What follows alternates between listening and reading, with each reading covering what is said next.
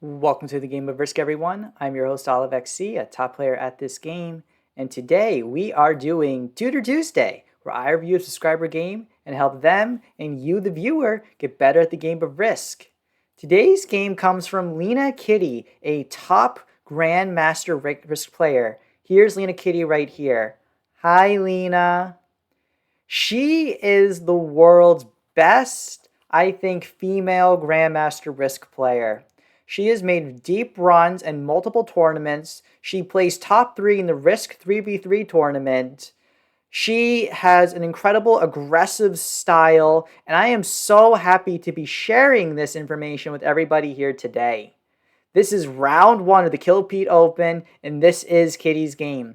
So an important thing is that you don't just have to go for the win here. You have to consider the bounty points, and sometimes you don't need the win. You can just get like 2 or 3 kills in second place, and that's also an incredible result.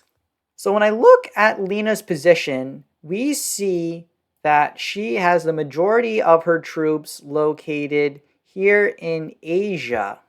But she also has a large number of troops located in North America. The most important thing that she can do is, because clearly the purple player is going to be getting Australia, is taking her troops out of this region and moving them into North America. That, I think, is her most important first turn play. If she is able to do this, she will establish a strong advantage for herself. The problem is that since North America is a very big continent, and will take her time to be able to do so.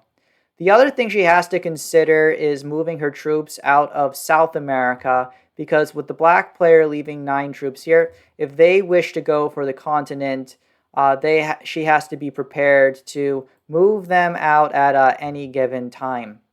Instead, though, she just kind of consolidates troops that are already within North America. A key principle of when you want to be getting your continent is you really want to put as many troops as possible within that continent. By just consolidating troops already in there, instead of bringing in troops from outside the continent, she's not making as strong as a claim. Now, the classic map is very simple, but overall, it's something I think important to keep in mind as you are playing. When I look at the other players, the black player, I really like that they're just consolidating all of their troops together in Africa.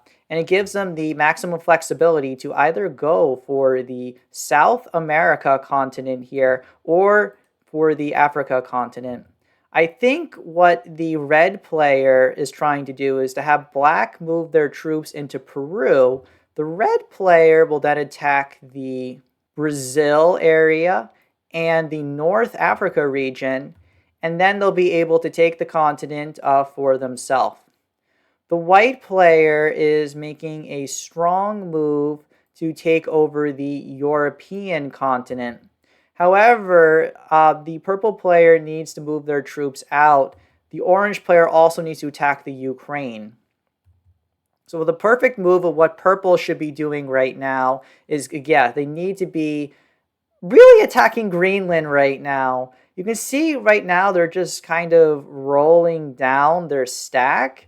This is a really, I think, a big mistake from the purple player. 1, you're making bad relations with the orange player, and 2, you really have to be careful giving someone such a strong continent in the beginning. If someone has 10 to 15 troops over you, you see white is very healthy on 22. If they get the continent for themselves, they could potentially eliminate you. It's quite dangerous. Now, you can see the right technique to get people to move. That's what Lena is doing. She's pointing at the people and using her communication, right? Saying thanks. Very high-level players, especially in tournament games, will recognize this. And now you see Lena is doing a good job leaving all of her troops together, moving them from South America into North America. Again, the only mistake that she made before was not moving her troops inwards on turn 1. But now we see the problem what purple has done lowering down orange, which made no sense. Now you can see orange is just going all in on purple. I don't blame them, right? If some player's ruining your game, might as well ruin theirs too. It was a very bad move.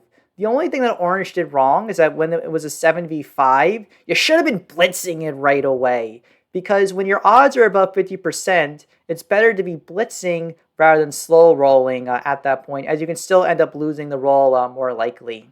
We can now see that the black player actually chose to move out of the South America region, and this actually worked out very well because now the red player was able to move in and take it for themselves. This is an example of very good diplomacy taking place between the two players. I also really like what the white player is doing now. They didn't take over Europe right away because while they're strong, they don't want to really be like losing their overall advantage. So they're going to wait until they get a set, and then they are going to be acting. And now we see LIna Kitty actually kind of does something a little bit opposite. She decides to kind of really test other players. And you can see she's making multiple attacks right now, and she is going for the bonus immediately. This could potentially be inviting an attack. And again, another mistake, just grouping all of her troops together here. I would be grouping them into North America and inwards, right? Move your troops away that are not in your continent and move them into your continent. This is now happening, I think, 3 turns too late with these troops. If this was done optimally, it already could have been done. We're now seeing, I think, another key mistake taking place with the red player choosing to be taking over the South America continent. They now have almost lost their entire position outside the board. As South America, you really need an exterior position to get cards because otherwise you have to invade either your North American neighbor or your South African neighbor. And remember, this is a tournament, right? You get 3 points per kill. If you're not getting kills for yourself, then what the heck are you doing? You're either just going for second and no bounty at that point. Now, the white player, I think, is making a really good adjustment here. They are recognizing that people are getting bonuses, so they just take their own bonus. And you can see here, LIna Kitty is practicing some very good diplomacy for themselves. We're just giving hearts to the other players while continuing to do like what they're doing. And now LIna has a set on 3. So there's a lot of damage that she can be doing. She could either take out the purple player, the orange player. I'd be leaning towards taking out the orange player here because, again, their early turn mistakes just attacking purple weakened them too much. And without getting a continent as a no-continent player, they were not needed for the balance of the game. So it was a really good move of LIna taking them out. You'll also notice that she's very healthy on 36 troops. She makes a little bit of a mistake there. Like now she moves all of her troops inwards onto North America. I always feel like for bounty tournaments, you want to be giving yourself more flexibility to attack. And I would have probably left my troops on Siberia. As black goes for the craziest kill on purple. Oh my goodness. That is so risky. Because an 18v12 was 100%, but you need to take over 4 more territories. If that roll had failed, the red player would have been absolutely back in this game. As this is, the game is now in a very precarious position where LIna Kitty is owning North America and a large amount of territory. The white player is sitting very solidly in the most number of troops with Europe. And the black player is owning 2 continents with Africa and Australia. What needs to happen now is you can see that the red player is the weakest one in the game. If LIna Kitty had instead left her army more available in Asia instead of leaving it kind of trapped in North America, she could have had an opportunity to take out the red player if she had a set on 4. You can see right here, like, because there's like an exclamation mark, she does have the set. If she had just left all of these troops here, she could have got another bounty for herself, gone to the 3-player endgame scenario with 2 bounties and been put in a really nice situation where if she just got 1 more bounty for herself, either as the 2nd place player or the 1st place player, she would be getting at least 18 points for the round, which is very solid. If you're averaging 18 points, you will be advancing into this tournament. Instead, this game enters a little bit of like a stalemate period. So what I'm going to do is speed ahead to the next moment.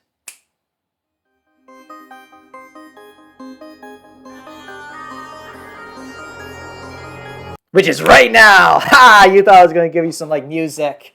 Nope. The red player decides to be invading the black player right away. And holy cow, what a power move.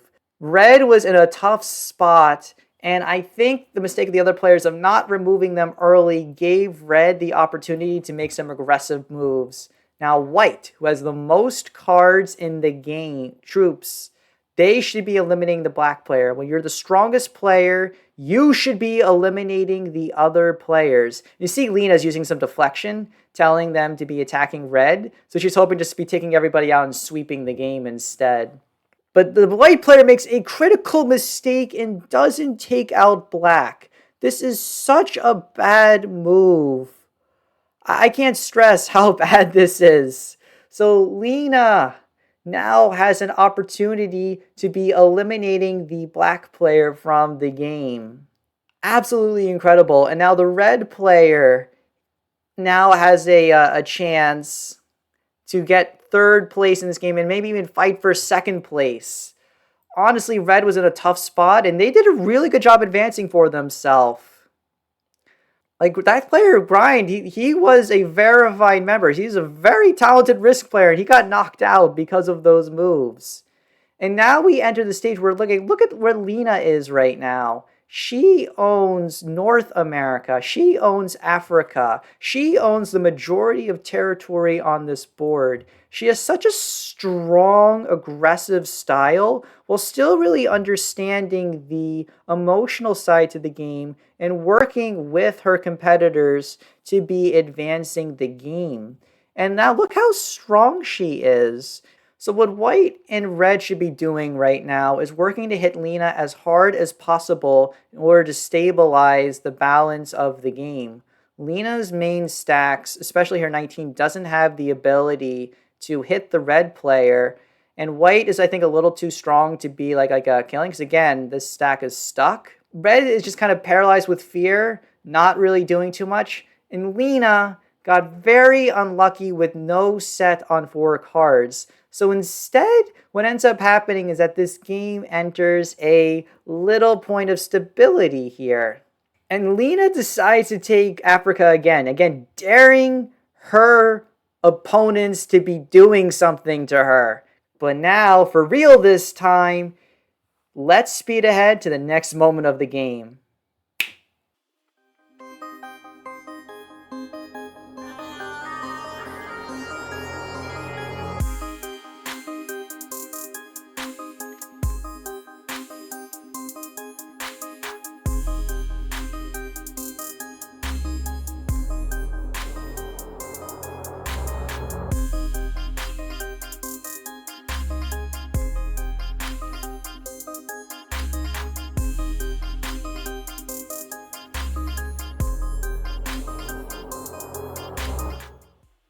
And here we go, guys. This is the moment. The red player decides to attack LIna very, very aggressively here. And now the white player is in a dominating position in this game. You can actually see, right, that with the red player on 53 and LIna on 74, the balance of the game is almost broken. If this was an online game, I would say LIna should be taking over Australia and just trying to turtle a little bit. However, as this is an online tournament and there's bounties at play, LIna can get 2nd place in 3 bounties, which is an incredible total. So I would actually recommend her to be eliminating the red player here, getting the 2nd place, and just moving on with a good score. And that's what she does. LIna has such incredible killer instinct right here, you guys. Look at this. Look at the pathing, the way she's majestically moving around the board, taking out the red player. Red kind of overextended. When you're the weakest player, there's not much you can do. It's better to try to coordinate attack than attacking one person. But LIna is able to get the second place in this game. But as you can see, the white player is about to clean up. So that is that. Make sure to subscribe to LIna Kitty, everybody. But this is OliveXC signing off.